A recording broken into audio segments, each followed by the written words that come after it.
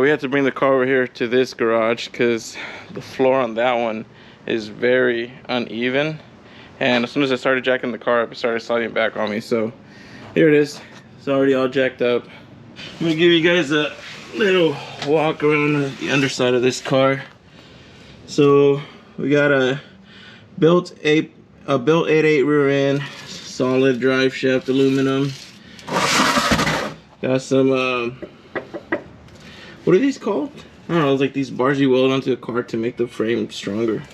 Drive shaft safety, this transmission, blah blah blah blah blah, race car crap. Anyways, I gotta drop that out. This is not gonna be fun. What's up, y'all? Oh, I've missed you so much. It's time to get busy. Letting this one cool down. Went out and did a few pulls, made a quick video. So for those who may be new to the channel, this is my Mustang twin turbo. It makes God, I don't know, probably close to 1,000 horsepower, 797 on 14 pounds of boost. That was a few years ago. I put bigger turbos on it. It's now pushing around 19-20 pounds of boost, so I think it's probably near 1,000. I mean, that's what I think it is. I'm not sure, but it's definitely pretty quick. So for the people who are new, this car here is one of the, one of my fast cars. Like this and the Super are definitely my fastest cars. But what happened with this car is, so here, let me go ahead and insert some clips here and you guys see what the issue was.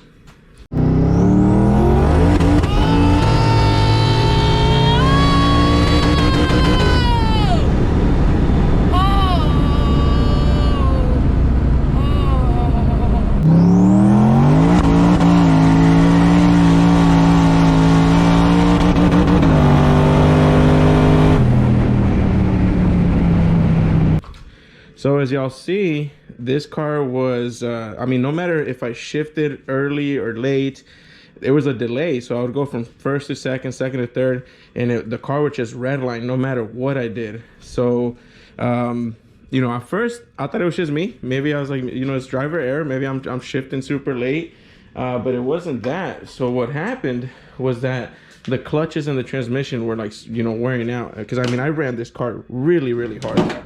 That's the setup there. It's twin 62 precision turbos, built head with blower cams, unfortunately, because I did have a 3/4 Whipple blower before. So I left those on there. It's worked pretty well so far. It's got a Sullivan blower, HPP upper. I forgot what brand the throttle body is, but I mean, it's a badass car, right? Turbo smart wastegates, turbo smart blow off valve. There's really nothing cheaped out on this car. It's a pretty high-end build. I changed the oil 3 times, and every single time it came out with a lot of metal shavings. It was metallic. It was pretty bad. So I said, the hell with it. I'm gonna go ahead and build it, and that's what I did. This unit here, this is a transmission that was built by Jake's Performance out in Bridgeport, and I got one of their, it's above their stage 3. It's really close to their stage 4 minus 1 piece. So this transmission here can easily, I can throw 1,200 horsepower on it to the wheels and they'll be completely fine. But I did speak with Jake, the owner, and he told me he would, even if I did 1,500 horsepower, it would be just fine. So yeah, let's go ahead and open this baby up. So all right, so look at this beautiful piece of work, and this is the shop here, Jake's Performance. Hope you guys can see that. This is my bell housing that I used before. It's made for the mod motors.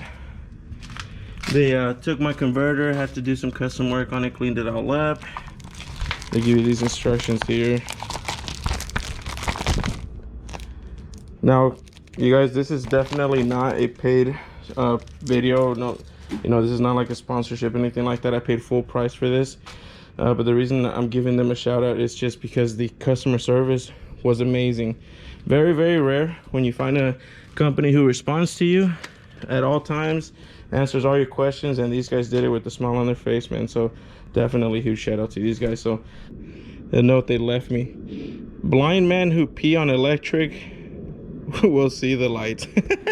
All right, so as y'all can tell, we got the compressor running. So for those who want to learn something about transmission work, let me learn y'all something. Y'all get that from the salt cracker guy?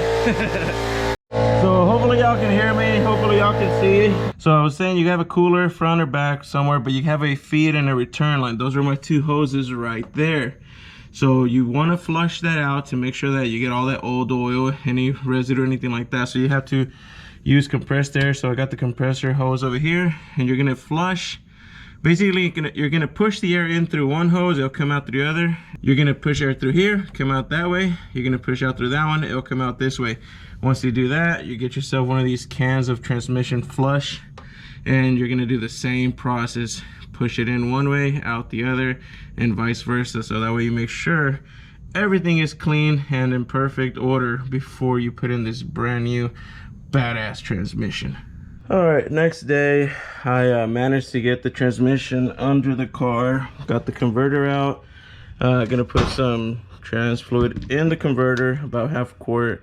I think I'm gonna get the transmission up on the trans jack before I slip the converter on, and once it's up there, then I'll put it on and just lift it up and, you know, made it to the engine. But you guys, doing this type of work on the floor is not fun.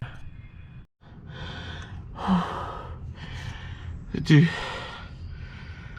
oh shit, lifting this transmission all by myself onto this jack is not easy. Holy shit, that thing's heavy. All right guys, so just getting under here to do a quick little tip for you guys in case any of y'all were to ever do something like this. When you're sitting your converter in the transmission, you make sure it goes in as far as you possibly can. So you need to have at least an inch from here to the pads on the converter. Basically, you'll just get a straight edge, and you're gonna measure the distance from the edge to the pads. And that can be done with one of these. Whew. Damn, this sucks. Almost done fixing to put it up to the motor. And just like that, boy, she is in. Load up with my jack, little 1x4s. She's in there. Still gotta put all the bolts around the bell housing. Got the brace on. So, oh man, I'm tired. My back's pretty sore. So as of right now, I gotta put the starter in. Gotta tighten up all the bolts on the bell housing. Gotta do some wiring for my trans brake. Gotta do the drive shaft, shifter cable, oil, and I forgot I still have to bolt up the converter to the flex plate, get my spacing right. Got those bolts right over there with some washers because it does require spacers. But a few more steps. Should be able to finish this within a day, maybe a few hours, but I'm pretty tired and I gotta work tomorrow, so I'll do as much as I can.